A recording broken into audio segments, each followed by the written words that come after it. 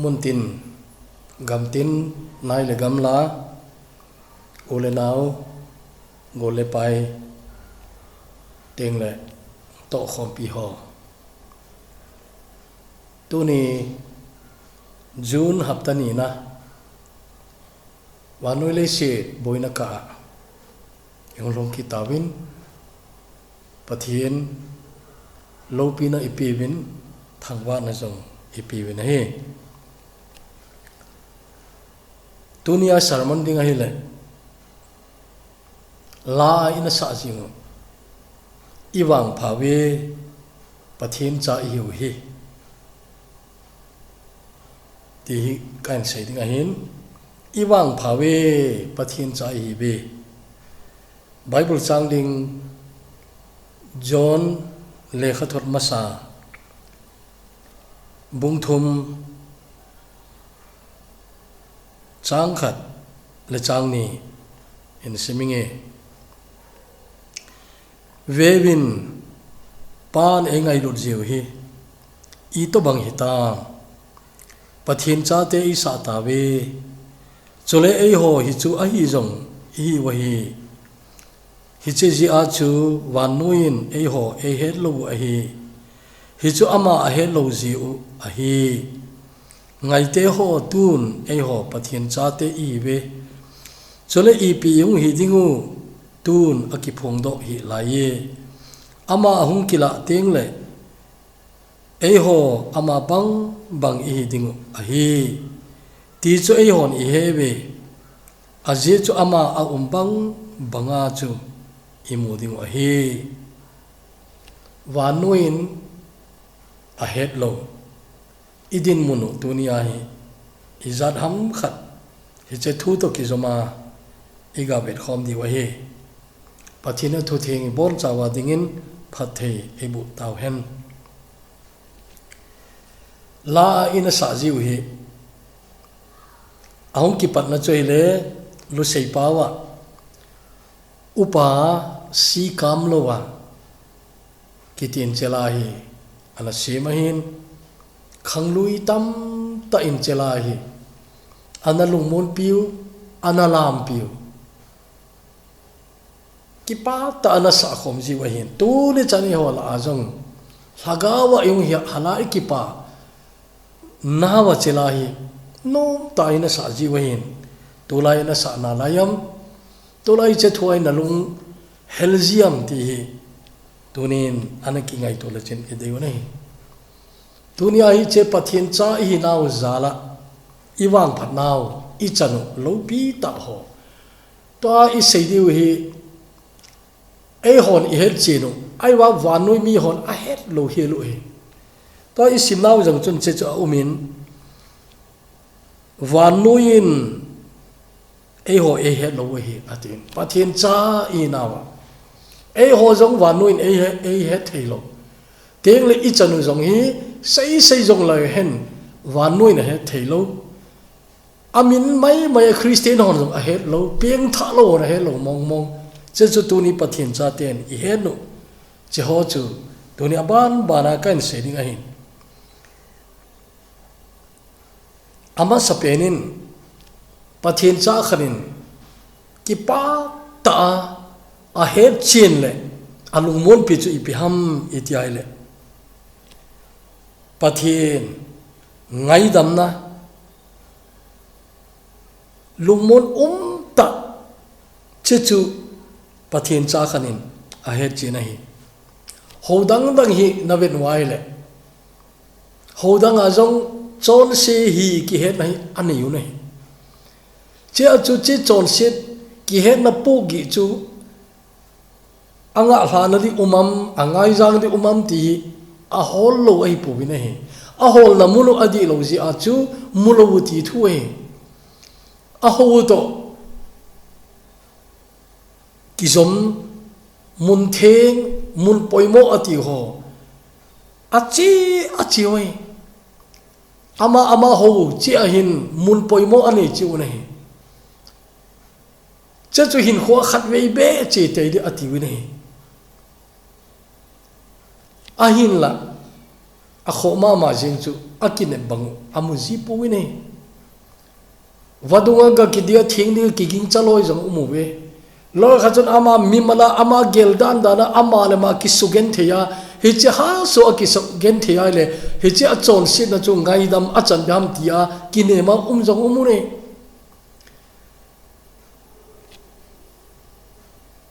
dunia hi ka gelai le kipa ta khachu ei ho ta san cha ten khat vei te chu ki che theile ti chu mi hau hon ana gonu che chu tu ma sang kumni kum thum wang chu ei mi jong Jerusalem holy land ana chi winai ai wanga zakhala som ko le ko le poi jar ham khat chu achi zo lo I winai cha chi ho chun hi chi holy land Calvary mol ha Jerusalem ha aga chiwa chu chon sing ngai dam ga chang di wile a chang lo di tam ta yu mu ne he ai wangin che chu hi pu ni ngai dam chan na dinga chun Jerusalem chi angai pun teng le holy land apakai ana len na gam mun chom chom chi angai poi ni daga thosim ki sei khat ka na zai sapte englana kona Mizoram ahuwahin Mizoram ho lagawa ahalai tau khang movin hicha chun EPS yom itele o Calvary kiti Mizopa sur people ana umahi bowe ati winahi ama o jong chu Calvary mol jong ana chi khau jong hitan tin Holy Land ana chi khau jong hitan tin ai wanga Mizoram ahuwa lagawa halna min lagawa hu hing ki he china lungmon ta anaiwa kipa ta phat aman khomu chu ain mobile Calvary ti chu hichemi zopa sut pi bulai ana umai bowe atiwen che chu kipa umai tuni nang jong pakai Jesu Krista nahu hing puriga nahim kisan namun nagel do zia che chu kisumin lowe ha le ha lo wa jong kisumin lowe ha lai ta jong ki geldo ha lo lai ta jong ki geldo che chu hi che chu wanui min e het pilo ngai dam na chon sen ngai dam na lungmong sela angai dam na kinga phlana chechu sam som nga le khat ibenai le chon sen kisina na sata umin ai wanga sam som thum la ni na simoi le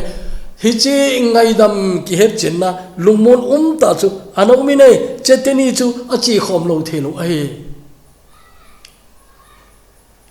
khát về pa khát in gamla thim ta khopi khana ko na eng phone ne pa khai za kham na ya ma tin he nge kai e ka ti ai le amit li athi hin ka he in phone a hi jong na ki he thei cho a o jong ka pa he pa iki ho thei iti ka ki pa ita dunia ka ki pa na thu kan sei ko le he ka chon sit pu gi ja hi lung gen thei ta lieng wai ta ka hin a hin la angap hla na yong ka he thei poi ai ni khat hi sam som nga le khat na san mon na che chu ka na ngai na hi le hi cha ku na chun ka chon sit ngai dam na ngap hla thei na kai nei cha chu ki pa pe sa kan kol nei bo we ai tin ki pa tu en sei nei hoi la ya ka thu sei ana ki ko na ana ngai ham ka he poi video wang ji te hi lo ding ai audio recording hi dai aji chu hi che ka sei lai ta koi man video ala jong ka he pu nei hi chon hoi lai khana sound box ko khana hoi lai ha ai lo le hi che ka thu sei na muna microphone phone a ko na ipi ha mixer a ko na ham hi che ka o chu ana la u jong hi mai the na ka ki pa pi dan chu na he che sam som nga le khana simna he che anan sarmon la kon chun ken ka chon sin ngap hla na kan nei tai ati nei he che chu tu ni hin pathin ngai dam na ki chen ta he na di wa chun i chon se phat ta ki mu ngai he ti chu sarmon masala ya online crusade kiti khat ana ki bol sa umin he cha chu tam ta na za di u jong ka ging cha nei he chai keima ta mi chon se chu kai Giêsu mi chol sa de hunga hi ti het kewi loin keima ta chu che mi chol se chu ka hi na ti het che chu apoimo mama ina hi Horace Bonar kitipahin hithina na suni nahi English and simta dinge "'Twas I that shed the sacred blood, I nailed him to the tree, I crucified the Son of God, I joined the mockery of all that shouting multitude. I feel that I am one, and in that din of voices rude, I recognize my own." Atinay. Sa ipawa abay lam tayo ninlening Hichi thi san theng ta sacred blood na che thi san theng ta lon sa chu kei kahi thing le a ana kill den chu kei kahi na I nail him to the tree teng le pathian chapa kana khen be tai I crucify the Son of God, I join the mockery. Hichi aho sin now anui sa now chun kei jong kapangi Hichi mi pi ki ko thom la chun keyong khanin ka ki he in hichi ki ko ogin hoise ta la chun keima ozong ka ga zai ati cho chol se ki he thi che chu hi keima ka hi hichi mi chol se cho na keima ka hi pakai hum thi nai keima je hum thi na ti ai che chu John Newton in che yong chui amini pha ju he John Newton in Amazing Grace, how sweet the sound that saved a wretch like me. Atiwana me atiwana us among pune plural among pune singular among inay na Amazing Grace, how sweet the sound. Chehi ay pawa ile na ho ikasama mazigin eating ay tam lungsit kidang chon se kei na kei ay latai chon se ay ho ay latai ti lo so chon se kei ay latai eating ay tam lungsit kidang ye chu min hi to bang ta chu ama ta chon se na ki mu teng le pakai chu ama ta ding hong thi ti he chin we ay ho ti a chu nang personal zau the lo na cha chun John Newton in a wretch like me atine tengle Horace Bonar in aile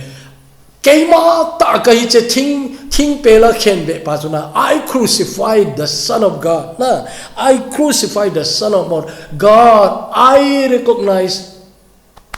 my own voice na ichi hosel a chuna pakai hosina ogi ki thong zeng zung la chu keima o kaga zai ti chuna personal ta amadinga ase tunin chol sin nangma ta chol sin nahi na nak he lo le Jisu nangma ta huing ne ahu nahi ne chen the lo dahi ye chun cha hi pathian cha ten he chen chu chu cha chun wa noi le sen mi ten cha i ti he mo di a he the lo di na a he the wa noi na he poi ti chuna wa noi he lo i choi na wa noi he lo e ani na ding chun pathian cha ten ine yu vanon a het lo chu zalen na so cha na kidang ta na so cha na kidang ta chang ho I wi nei cha chun Haldor Lilina kitipain wonderful freedom, glorious freedom tila ana su chu eo gama hagawa nasa da ikipalayo 1975 ma pana achung lama igama halna ang hulaya chun chelai ana ki deiloi ta choina so chana lopi so chana lamdang glorious freedom na glorious freedom hiche freedom chu hiche so chana kidang ta chu pathin cha ten ini wahin ai wa che chu sei zong la chun wanoi mi ten he thelo de na wanoi mi ten he thelo he chala simpa chu ipiha kile sa na ko na jong su cha na ai lo le ki cha na ko na jong su cha na iya kai tunia ta san cha te I boi na zo siwa he cha ko na chu su cha na ti nai ya chun wanoi lungdon na lungdong di I ta pu win telewa noi ngai sa no ga ngai sang di ta puvin aje che ho ai le chu za chom bia so chan lo pi chu pakain ena pi ai ta nai chehi tunin a tha in ngai tu hitin nangman che chu na nei hinam na so hitalo dinga krista chun hi che zalen na chu api tai na hi che zalen na chu api tai hi ya chun nangma man ki pia ki chodo na hi tai na man ki pa ki chodo na hi tai hi che zalen na chu changni pakan an hat do na hi tai chun hi che na zalen na hi che na so cha na chu sang jing in lang hi cha chun ding dat jing in ki ti chuna hi che na so cha na chu ta sanan sang in na ta sanan sang o pakain thingpel chunga chu keima so chan e na pi ai tai tia na zalen na chu tunin sang tan ki ti ai athum na chun pathin cha te kinep na ki pa tengle he che kinep na lungmon ta cha bible changa in siming ko tin Titus koma mitheng porin hitin anasai nai chule kinem na thanop ta chule pathin lien chungnung le ei hu hinguma Jesu Christa lopin hung kila dinga chu kat jinga I dingu ahi chu ei lu ahi tai te chona chahin English bele chun blessed hope ya mangina blessed hope che chu ei pawa chun kinem na thanop ta ati nai kinem na thanop ta tuni ta sa thilam ki sei tale ta sa jong hin kho in man na wa hin kinem na ki te mi hing chu che kinem na chu aum lai se chu tai ki hing hingai min kinem na anei ta lo ting le athi ma sang jong thi panai tai athi jiwei che chu di jong ka sa nai na tunia kinem na nei talo masanga malama de kinem na ima chan nei talo na ki koile na thi masang na thi panai tai te nai cha chu mi hau ta jong suicide pi ja bolwa I pi ham khaja akinem na ki chai ti nai chuna mi hau ta suicide bolu nei tu masang je announce ki bol khat le Asia gampom pia suicide tam na pe na a population ta event na le suicide tam na pe Japan chu ala kidang ta chu Japan ti chu Asia gampom pia linga chu akhang to pen hikino chu in chen jong num asawin na standard of living na ahin khoman na num asawin e kidang ka sa mama chu 1983 kuma chun Amsterdam khopi kom lai ta win kalhun lau hotel chami ale na le ne ti za izat lom alhun thina dem ka poi song som ni hoi dem a song ka ga simpoi na ai wang ale na le novotel ke ti novotel to Delhi dung hoi lai India jong tam ta ta ne che hotel chain France hotel chain ne he che novotel che hum ka min sun khali lunch zawai ki chol do akana lai ta hin chapang hon akum tam di pen ho chaka vet le som le thum som le li ho bo hi atam ta chuk som le khat som le ni ho na pre teen ho ti di che ho cho tam ta sang khol ki bang che yellow color ngen cha ki awata cho som thum to bang ki zo lu chu cha chu upa ate lom nai lo ai wa upata da han ta da ni hin guide and bol wa hu cho teng na mi foreigner chini ti chu sa pa yo hazilaung ki zilu in tin ta chu a bol e ka chi chu a tho thei kham kham chu a tho thei chi u chu cha chu chapang a alien lam no ho chu khat ka dong ina he na ho pi pi bo long nei mem ka ti ke ho tourist ka hi aga ti chu chapang cha kum som le ngal hing di yo nai lo tourist ka hi ve ti chu ale hoyo a ki pan nei vem ka ti le Paris ong ki pan kai ve tin ale hole na ichan na umdi ka ti le ni thum ni li ka umdi tu ni jing Amsterdam ka wa le diu teng le akite le da hek ka chi diu che yo teng chu le UK ana UK a London teng le UK pompi ka wa le diu che cha China la ngai tan che yo le USA ka lu diu state atam zo ka chi gu no he aga ti we ale iti teng le in nal hundi ham ka tile Christmas masanga in ka hundi we aga ti we July cho keu che kamu na chona July 12 to 21 ga kai cha chu July a china diu aturu atam jo hin chai ta cha chu UK china lai di USA china lai di ka sinu chi pya Japan te nok sa dan chona Japan ki santa jo nom ta wa no le se ve a wa cho mi hau ta cha te diu chona ai le ipisi a Japan te suicide rate tampe nam ti le hagawa a home kitimai na amao yo mapu winte hagawa home cho ai amao pathin homi percentage vet le 1% hinai lo hi a kom to Korea le chu 30% lang hi taw amao chu 1% jong hi lo hi hobung yong ho lung set aum ta no khu mi za khat kai na khu hoin hobung len loi ka hi we kiti we Korea ye lewang semi lap nga lap gup kaina yoido gospel center church tiona mi alak alaga kisim kaina ita khola kasinum chi pyamiti le betongo chehoi ipija suicide abolu amona se jole se nom di ka gin cha jo se kabol tawin na ka ven nom na gam jo se ka chi da ai wanga chu I ma cha ki pa na umpoi ti che chui chu Krista panglo in kho chu na dei jo se boler na dei boler lang na dei ki choi lai jong le chin Jisu na nei lo le ki pa na lo dia a chai ne chu na ki ne na I ma cha ta lo di pathin cha te le vai che le hin nei jong le hin nei lo jong le hin he che ki ne na he che ki ne na chu pakai nei pi ki ne na thanok ta na blessed hope he che ki ne na chu pathina ko ne imu we che chu wanoi na he lo hina che ki ne na chu wanoi na he lo we he chu tu ni him che ki ne na chu pathin cha ten inayu wanoi na he lo che hi ali na chun hin na nom ei mi te la khat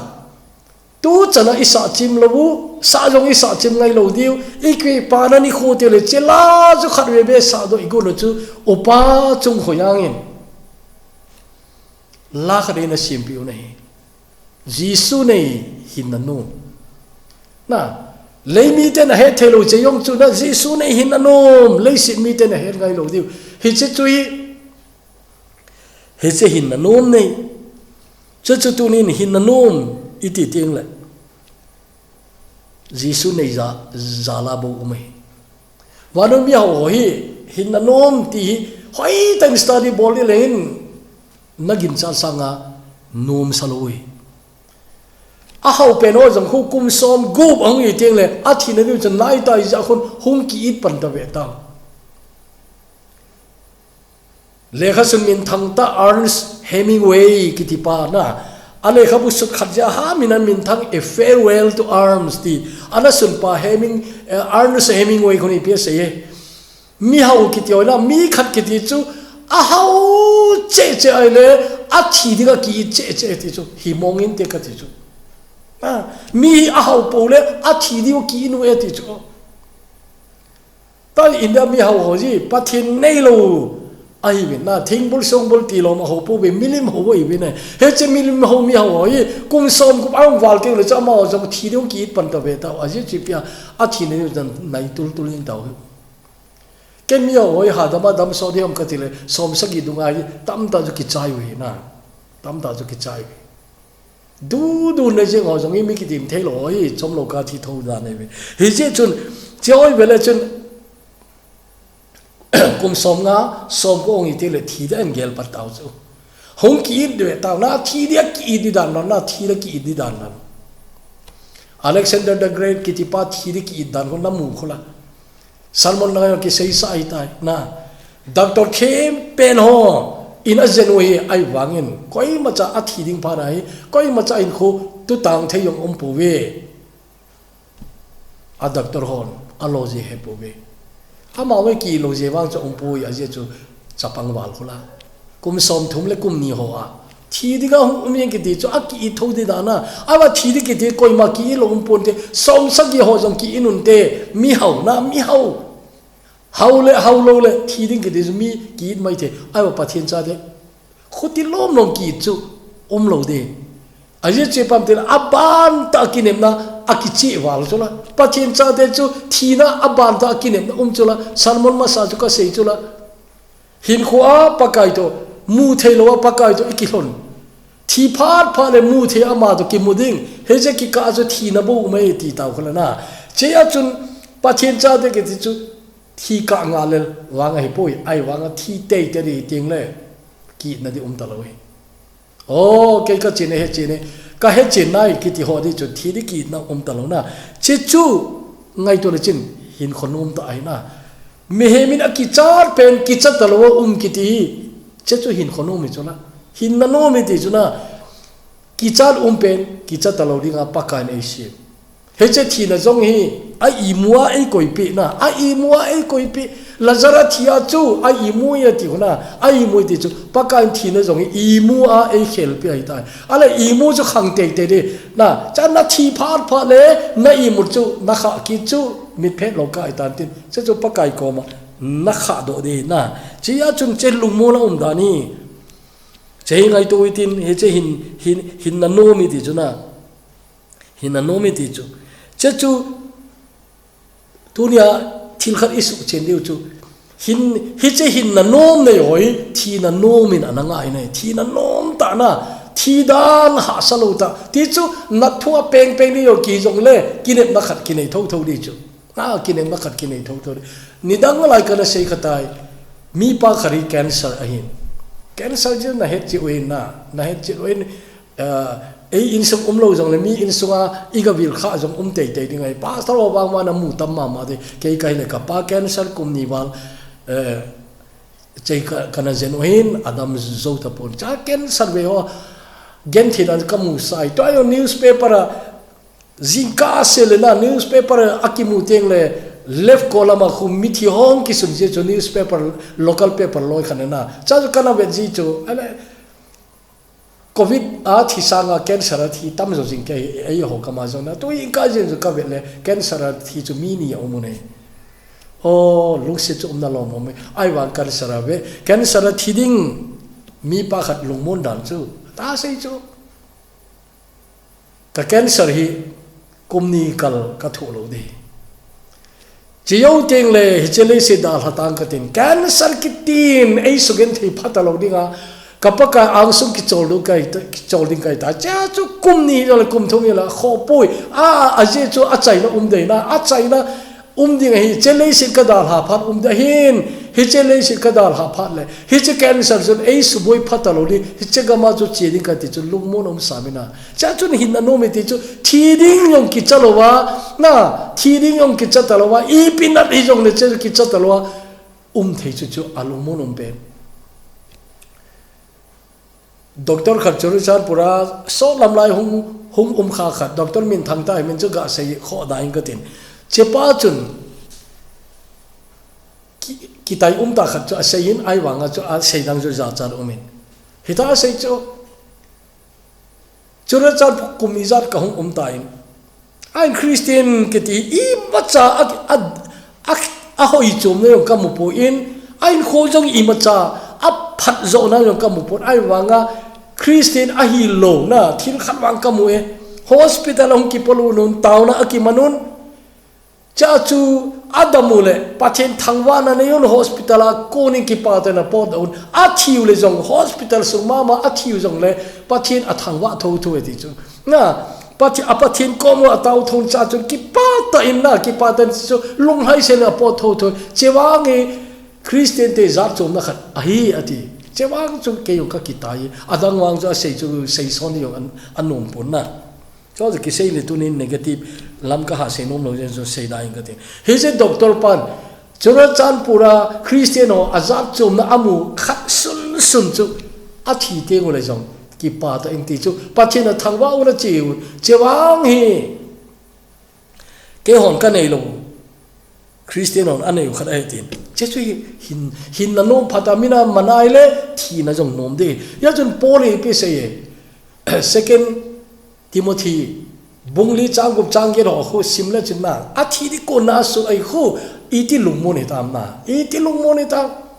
ki lai te na ka chai tai na gol si ka chai tai na chai sa abana se a chai na chu twa wang ke dingin chon phana lallu khu koi sa hi tai a ti ona jisu to hin khu anaman je chun hin khonom ta anamangu bin tho na cha tame second corin bung som le khan khu simlau chen Paul tho na ko ali sau da kiting nge a tho wang tho gen the ai ba Paul hi to bangai hin khu anaman na ko na chu ipiam imuwam itiale nom ta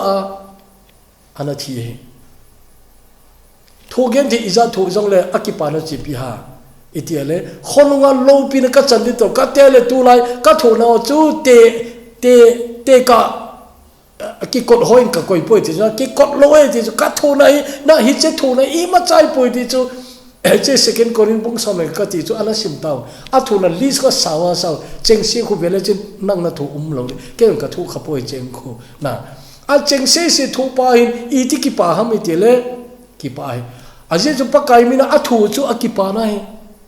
a chu Philippi le kha to ti yong sung kula kon asunai ai wanga Philippi le kha tu na tu ni chapang neu chan a bai ha che pim ti le Philippi bung li chang le pa kai ki pa thanom sin umun tikil living e ki pa thanom min umuna ti khona na ai wang che su lai ta hu mi khane asut dan chun pori che le kha to asut lai tai akhut ngongai rom sungkul chain na thi khau ki khai puma asunai ti chu ajo rom sungkul chu asungkul sang hi jong leo hi che chain o hu ala do lo chu a ki khai ji chu na cha akhuna chain ki khai jing puma chu le kha do ain suna ta zo pakai ki pa thanom jing umun tikit lewingi ke pa thanom na che chu hi cha chun amazon ki pai na ki pa lo in che cha su thelo e amazon ki pai na beta wa noi na head zo lo ni na wa noi na head zo lo ni wa noi na head thelo ti chu he che pakaya ki pa na chu hi tu ni nang jong na loi na goli a head pha lo ga ma ki pa na che chu pathin cha khan ai le na nei ding a hi ye chun ki pa thanom jinga umna kiti pakaya ku na imu chu hi nga na ding chun pathin cha ki pa na ding pen khat chu hi le wana na naminu wana kisut je in ki pa zo bina ti chu thil ha ho na thu na bol the ji un ki pa che chu ki pa na ding pen ai poi ti chu na che ho chu amao ki pa chu se ju ho chu pa ka che thil bol the ne yong a pi a cha chu report a bol chu thil ho jong kano do we na khoti khate thil bol ki dang tam ta a bol chu pa kai ko ma report a bol chu luk bung som chang som ni kho anasim lo jana che chung lam khu sim lo chen pakain asol do chuna asol do ki pa na thu pha hang sab ding a sol do a thil bol ki dang tam da bol thena power apia che ja ga bol na che a power khu exercise aga bol aga man chaule ta cha amit mu ta wa he che hagau ho chunga thu ani wa ahung kilang khu amul ki pa wa lo che pakai ko ma hung ri pon le pakai che chu na ki pa na di pe no hi poi na ki pa na di pe no chu wana na minu ki sut ta je chu na naminu wana ki sut je in ki pa zowin ati nei tunin pathin cha te hoiten ngai to wana na min ki su nei mi ore question ki dang ta ei dong in tin wana imin ki sut iti head ki head di ham iti pha ta o ki sun ham ati chu pastor khadong jong na chin na pastor pu alo reverend pu namin akisu lai ta ne nam tele ka he ko hi machan telo de che chu ta sana isanu chu ai zu hi cha jong hi amino wana kisu chu explainable lo chu ai sa phun do pi chu na namino kisu ne chu hi ta kisu no chu hi ti lai chu kisu no ti a sei lo chu ai sa sei pi ye chu na che chu pi ha wana namino kisun ai ta je chun ki pa cha chu le min a chon sit ki sia pakai je su hu him puri ki san lai ta chu amin chu wana na ki sun ai tai ti nai chu na ye chun speaker ko hi jong le kamin wana ki su lai ta ka he eti na za kha lo mai the testimony jong i gama testimony ki phunga tama tama ai wanga kamina ki su lai ta kamu eti koi ma cha sei do nai lo chu che chu he te ring ti hilovin ai sa chu ta san ni ti na chu pathinin chon sit angai damai le namin chu wana ki sun ana ki sun sai na chế chủ ta sana sản riêng này na ta sana sản riêng này ngay thế là cái tu này ý chế thu xây đi các cái gột lại à thiếu tâm đó các cái lộ chỗ lấy sẽ cho cho namin cái sự lâu na tama tâm đấy na namin cái sự lâu na tama tâm đấy example là chân pha chân là đi nga min li sa khun namin itia jong cái sự khalo đi mấy thế nang ma hin ngai lo di ai ro nang ma in ko ko ham khat thu nei khat lo wai le thil pha chan na dinga chun namin ki sum lo mai the ai lo le appointment list iza rung kita do jong le namin ki sum lo mai the ai lo wai le result ito bang ki phong do jong le nang min ki sum lo mai the government a kun mu ding chan pha hung kita do na jong chu namin ki sum khalo mai the a kho hi na thi lo po le na thi lo ti cho mail se tho a kho pui ti tau te a kho pui a kho di khat chu wana min ki su lo chu kho de a wa pathin cha te wana i min ki su nai ja chu ki pa o mai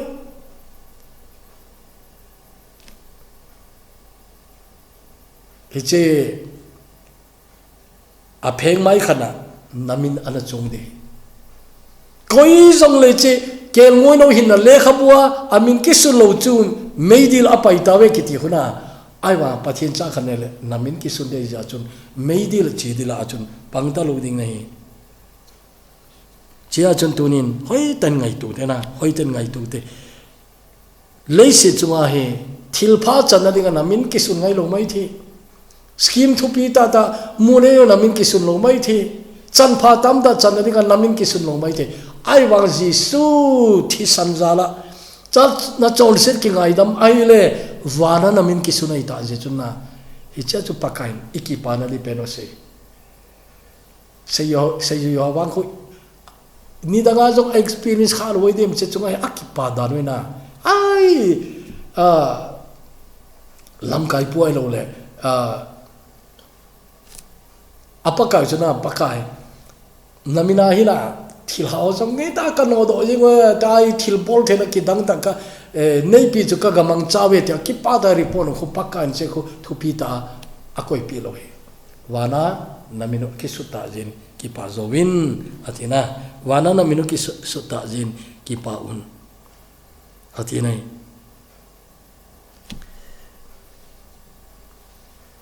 gup na dingin ni bo tai na gup to sagi to nge de gup na dinga chun pathin cha de ikipa na chamkim na ding chu anato he echi ilabua to aka sina chun aban veleu chana iwang phawe pathin cha iu hi Christian amin wo now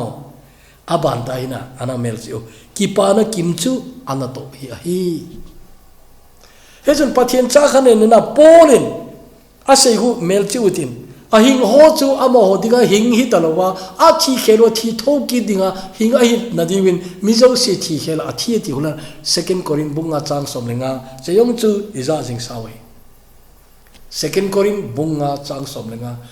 a hing ho chu a hin lo a ki heno I pija hing kahim ti ki heno pakai na hat sa ki ti khatun a hin lo ki hetai ama dinga hing hi talo pakai de hing hita he che chuile ki pana chamkim na ding chu anato hi to lai ke ka ki pana ta khat chu pathian cha tam ta hin ato de ki holo chu na ato de ki holo chu tu ni ma chu ni gam sung officer khat nu pa to ka ki hobun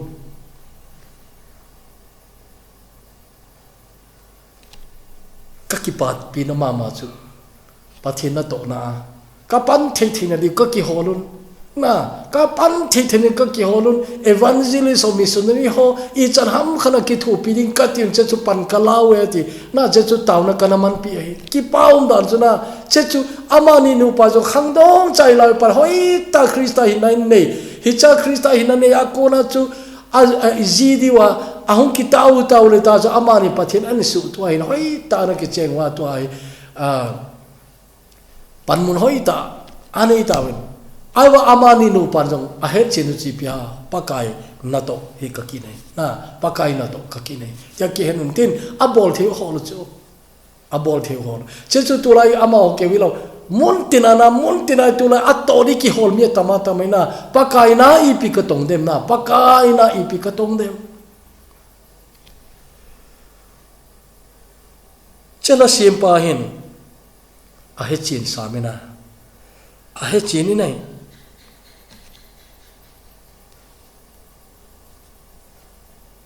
ki pa na kim chu an to hi a hi ai tiu na ki pa na kim chu an to hi a hi ai wa tu lai he na din mo na hi le ana ki mel chi o pathian cha ri ta ki pa ta lo tam ta mi ne aje chi pyam a hin lo a su mi lo ha alo adon ta lo ha pa kai ri hing di ka hit ti a su mi lo ham tu ni a hi pathian le nga ma pan na nei ta lo choi tu lai ki pa lo ta hin kho mangoi tu ni na din mo na hi le ana ki khol phao wara imin ki su chu ki pa na ding pe na hi ai wangin ichla ai sawi bai pathin tu to yong ki tu hi ki pa na kim choi le ana to hi ati chu efesia bung ni changge changko khu ta sanwa ga su cha na thu asain ai wa bung che bung ni ma chang som chi pia imuam ti le na to pha tong ding Christa Jesus ki semi hi ve ti chu na to pha good works ati chu hiya chu tu nin na to kiti so cha na di ka na tong hi po win pathian cha khani le na i to di ti nai chu pathian cha na hi ti he na chu na to ong ki khel dai tai na to no mong ki khel di ngai tai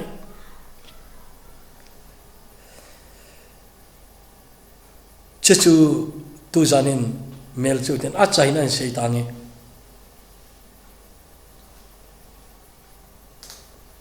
a chai na chun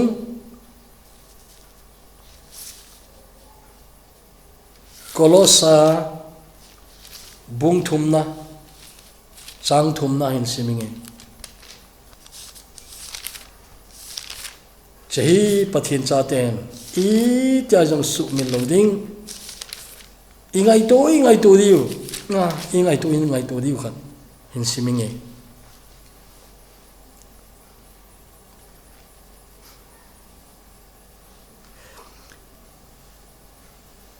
nang ho athisa na hi wa hin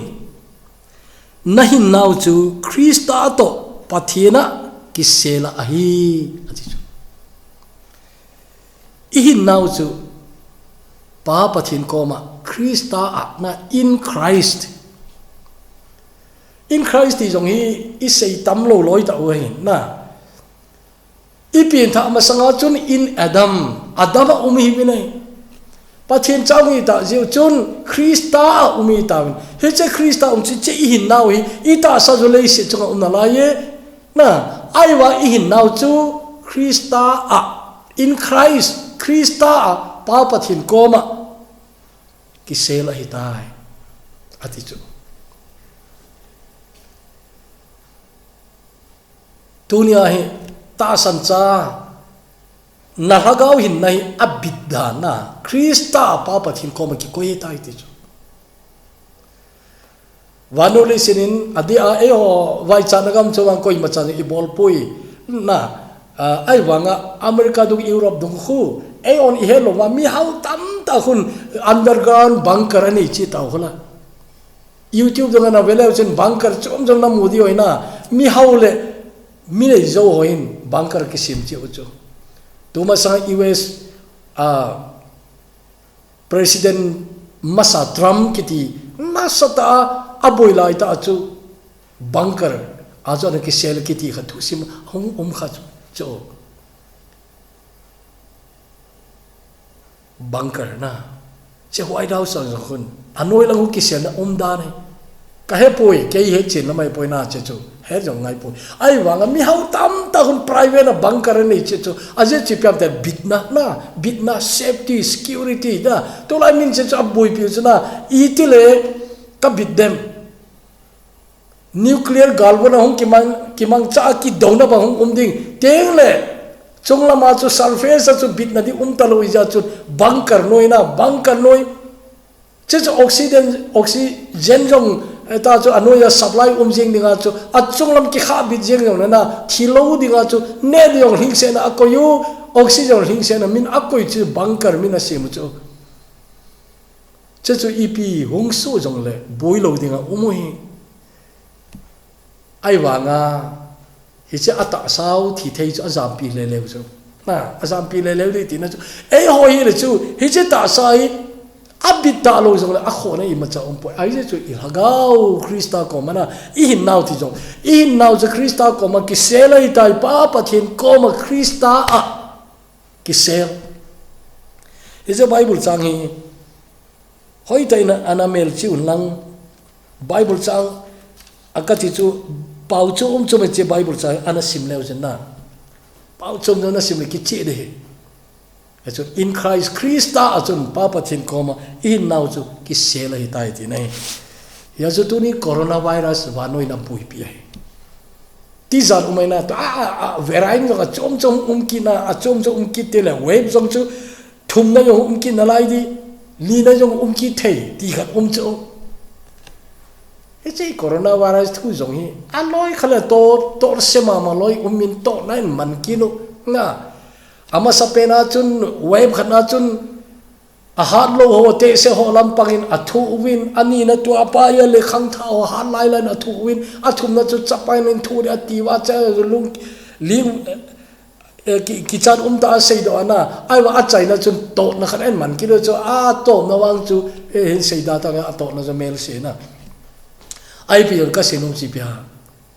coronavirus ke hilobe vanole sena thina de tu sanga kho zo na lai di ki dong na kho ta de na kho ta de tu na cha chom cha khat sunga Hamas te le Israel te ki do sungu chuna ki do sungu ti mai uti hi che sunga ni som le ni khat se sunga jong chumi jani wal anathi man cha chu ai wa gal man cha ti jan pe no ki manglo hi nuclear galvan ki mangting na wang chu million na hong ki thi de tai na million hong ki thi de tai ai pi chi yong le na kho poi na bunker Halloween pakai ko ma na bunker ki seli Halloween na hin na chu Krista a in Christ Krista a pathina ki selai tai te na chi chu wanu iti he thim thei diu bunker je he thim thei ve tau na bit na de he thim thei ve tau ai wangin chei koi ne he thiam ti pathian cha te wa he thiam ti win kolosa te koma polin pha ta na sei ai tai na pha ta na sei tai cha chon na hin nau chu Krista pathian koma ki sel gu ai tai ati nei je chun choi ta sam cha te I chanu ta adang tam da umnan te ai wa sagi kan se sagi che chu khat chai wan noi ne he thiam the lo de ping tha lo hon he thiam the lo de ai wa nang pathin cha khan ne o Krista zala ka chan pathin cha gari na ka chan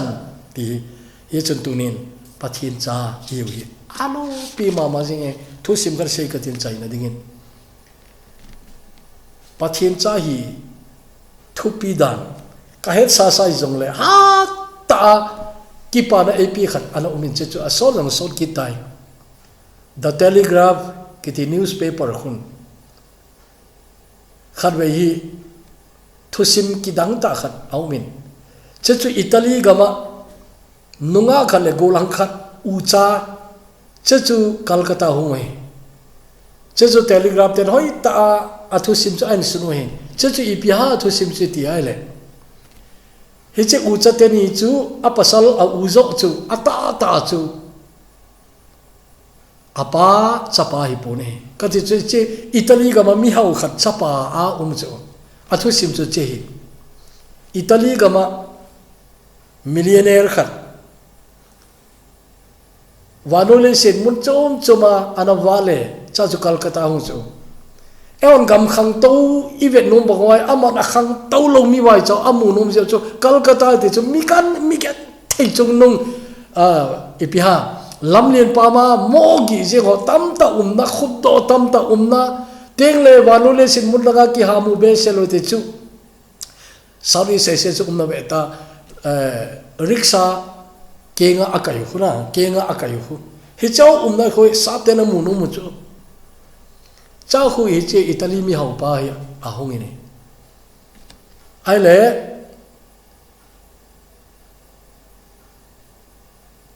refugee ho cha te la orphan chung ki na lai ve ta hi che orphan te ho na chu aga vet le pasal capang aga vet mai ma jong le an lung se jang mel cha lung se jing che a cha ding an dei ta chu ama hi chanu khat ane yin neu na lai ai nei pi medical na ama dam thena thua ive nai le doctor hoi ta sei pi tai hi chen nau chanu khat api nai adang chu na nei ta lo di hi anu dam thena zo lo hin cha na nei ki thei ta lo di ti cha nei ta lo di hi be nei cha chun che nau cha ga hola a chun chapang khali a chanu u ding na a chapa ding a chu a dei je khan pomin tin che pa chu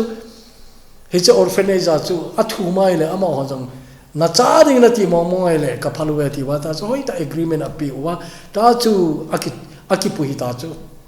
Italia mi hau sa na che Italy ga ma mi hau ta khat chapa wi ta ne che refugee chapang chu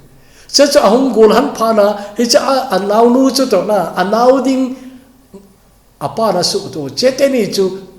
alet nu ai Calcutta hu chu ama ana na orphanage yong chu ahung vet nu anim kana che ha lo chu ka kisi ma jin na newspaper clipping ati ji hi che khu bol ni dol ta ina kana bol puin a newspaper kalan awanga ba so na so ta na koi phan jong kana nei ta pon a su na jong ka he ta poina ana che chapang pa thu sim gol hang ita Paris ami hau khat golo ni ta chu kalung thi ma ka ngai to ma sa pe je pyam te o awang phane ka ti na awang phane ka ti che yo chung cái cái vàng phải rồi cái gì tôi này chỉ bài hành thâu ta vậy ta nhìn cũng mà Italy mi tắm ta thì nó lại giống chú anh giàu cái này mi hết bùi na ai bị giống thế này bắt thiên mù lô vàng lẽ ở trên nộp sản là chú lấy xin adi bốc ai năng bắt thiên cha này ngay tụ ipiung idi wang chu akipong nai puina ati chuna ang ki phone de thupi didan pathin chari wa pa go lo dina wan copy go lo ding wan copy lo di ne cha ki phong hi lai ti chu zon zong hi pathin ki nai cha ki bo bising jong leo ama jong ka hinai pu ti to bangai na ai pi di ki hinai ro ki phong nai ro we ai wa ga ai bang bang chu i hung ki la ding hi be ti chuna che chu tu ni na cha nai pathin cha nai le na che chu na cha nai che chu in tin chi a chu tu nin hoi tan ngai tun lang ngai dam na chang so chan lo pi chang teng le kinep na thanok ta chang teng le hin na nom chang teng le namin wana kisi ta teng le